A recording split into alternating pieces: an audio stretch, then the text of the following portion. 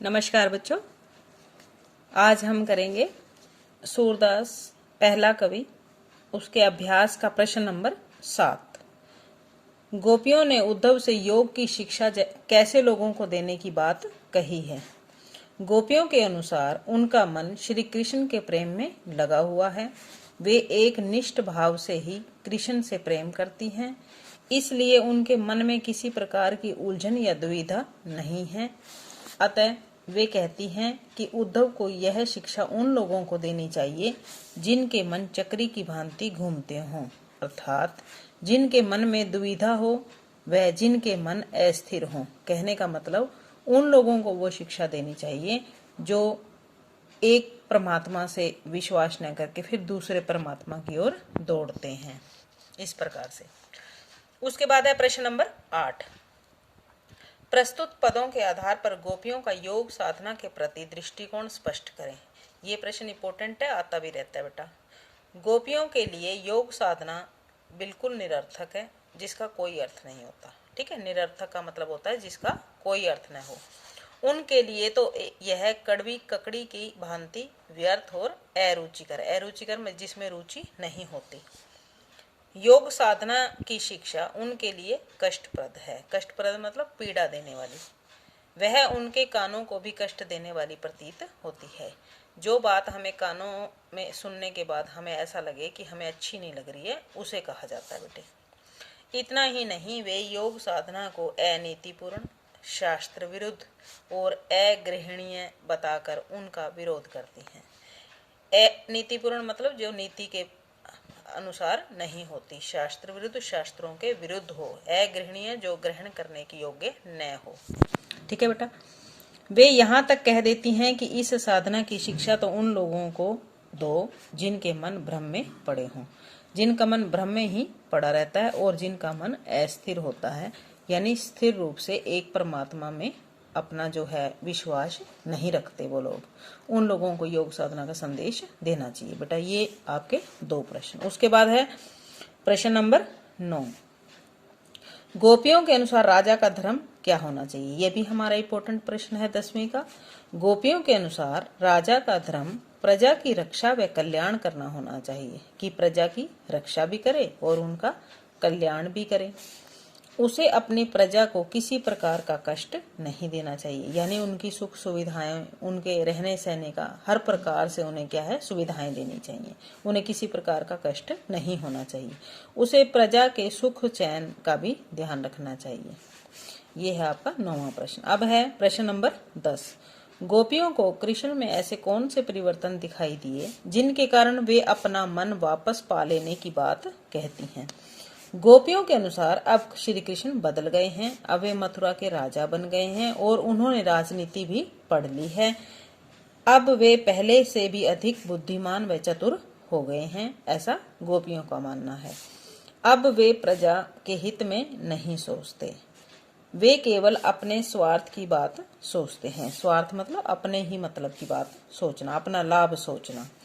उन्होंने गोपियों की विरह वेदना को शांत करने के लिए स्वयं नहाकर उद्धव के माध्यम से योग संदेश भेजकर उन्हें भड़काने का काम किया है। कहने का मतलब है कि गोपियां विरह की जो पीड़ा थी उनको शांत करने के लिए ना तो कृष्ण खुद आए और बल्कि खुद न आकर के उन्होंने अपने मित्र के माध्यम से योग का संदेश भिजवाया, जिससे उनकी पीड़ा और भी ज्यादा असहनीय हो गई, जो उनके प्रति अन्याय और अहितकर है। अन्याय आप समझ सकते हो और अहितकर मतलब जिसमें उनकी कोई भलाई नहीं।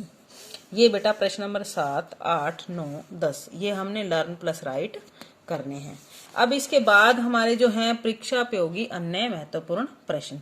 इसमें आपने प्रश्न ये करना है बेटा, मूल संदेश। ये आता रहता है पेपर के अंदर। पठित पदों के मूल संदेश पर प्रकाश डालिए। पठित पद मतलब जो आपने पद पढ़े हैं। सूरदास कृत मतलब सूरदास के द्वारा लिखे हुए इन पदों में गोपियों एवं उद्धव के संवाद के माध्यम से निर्गुण ईश्वर को भक्ति पर सगुण ईश्वर की भक्ति की भावना पर विजय दिखाई गई है। निर्गुण ईश्वर होता है बेटा जिसका आकार नहीं होता, निराकार ईश्वर। ठीक है, जो मूर्ति पूजा में विश्वास नहीं रखते। और सगुण वो होता है जो मूर्ति पूजा में विश्वास रखते हैं। उद्धव गोपियों को श्री कृष्ण के प्रति एक निष्ठ प्रेम भावना को देखकर दंग रह जाता है, मतलब हैरान रह जाता है कि इतनी ज्यादा एक निष्ठ भाव से केवल और केवल श्री कृष्ण से प्रेम करती हैं। तो यह देखकर वो हैरान हो जाता है। वह गोपियों के द्वारा किए गए तर्कों का कोई उत्तर नहीं दे सकता। सूरदास ने गोपियों के माध्यम से सख्य भाव की भक्ति का उद्घाटन किया है। सख्य भाव मतलब सखा भाव, आपस में दोस्ती का जो भाव होता है वो भक्ति का उद्घाटन किया है। इसलिए वे श्री कृष्ण पर व्यंग्य करने से भी नहीं चूकती। व्यंग्य मतलब ताना देना। अलौकिक धरातल पर यदि देखा जाए तो सूरदास ने आत्मा और परमात्मा के मिलन व सामीप्य का साक्षात्कार करवाया है।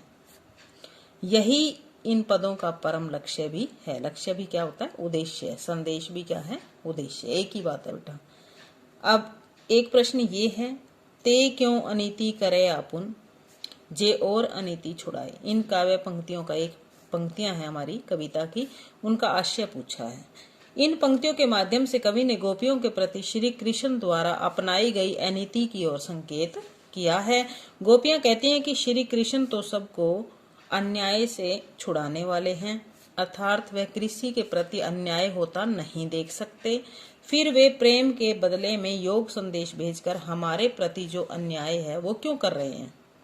कवि के कहने का भाव यह है कि गोपियों के लिए श्री कृष्ण की प्रेम भक्ति ही श्रेष्ठ मार्ग है, फिर भला योग संदेश भेजकर वे हमारे मार्ग में बाधा क्यों खड़ी कर रहे हैं। यह तो हमारे प्रति अन्याय है और अन्याय से छुड़ाने वाला ही अन्याय करे। अब देखो, अन्याय से ही छुड़ाने वाला श्री कृष्ण और खुद ही अन्याय करे श्री कृष्ण, तो फिर कोई क्या कर सकता है। गोपियों को इस बात से क्या है? गुस्सा आ रहा है श्री कृष्ण के प्रति। बेटा ये तीसरा और चौथा प्रश्न, और आपको पीछे 4 प्रश्न मैंने करवाए हैं, 7वां, 8वां, 9वां और 10वां। ये आपने 6 प्रश्न लर्न प्लस राइट करने हैं फेयर कॉपी पे, साफ सुथरे। ठीक है बेटा, उम्मीद करती हूँ समझ आ गया होगा। Okay, thank you.